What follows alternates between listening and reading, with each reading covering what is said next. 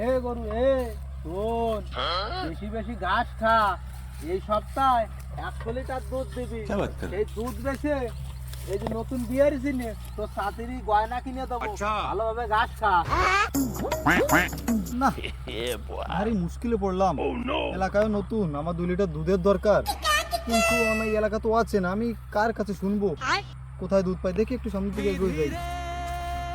হ্যাঁ ওই তো, ওই যে একটা কাউমান, ওনার কাছে যে জিজ্ঞাসা করি দুধ পাওয়া যাবে কোথায়, ওনার কাছে শুনলে মনে হচ্ছে পাওয়া যেতে পারে। হ্যালো কাকা, শুনছেন? আপনাকেই বলছি। কি হয়েছে বাবু, দাঁড়াই হচ্ছে কাকা, আমার তো 2 লিটার দুধের প্রয়োজন, আপনার কাছে কি 2 লিটার দুধ পাওয়া যাবে? বাবু? সবই তো বুঝলাম, তা তোমারে সিনা সিনা মনে হচ্ছে, আগে পরে কোয়ানের জন্য দেখছি বাবু।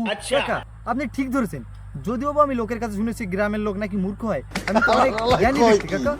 আচ্ছা কাকা, ওই যে আপনাদের বাজার যে ব্যাংকটা আছে না, যদিও বা ওই ব্যাংকের নামটা আমার মনে নেই কাকা, আমি ওই ব্যাংকেরই ম্যানেজার, ঠিক আছে?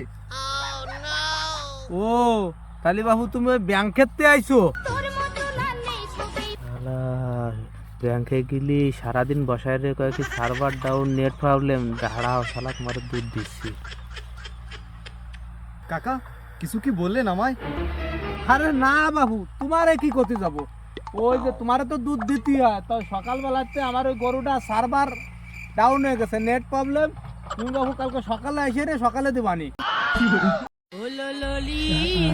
ব্যাংকের মাঠটা বিলি শিখে গেলাম, কাকা তো সুবিধের লোক না রে।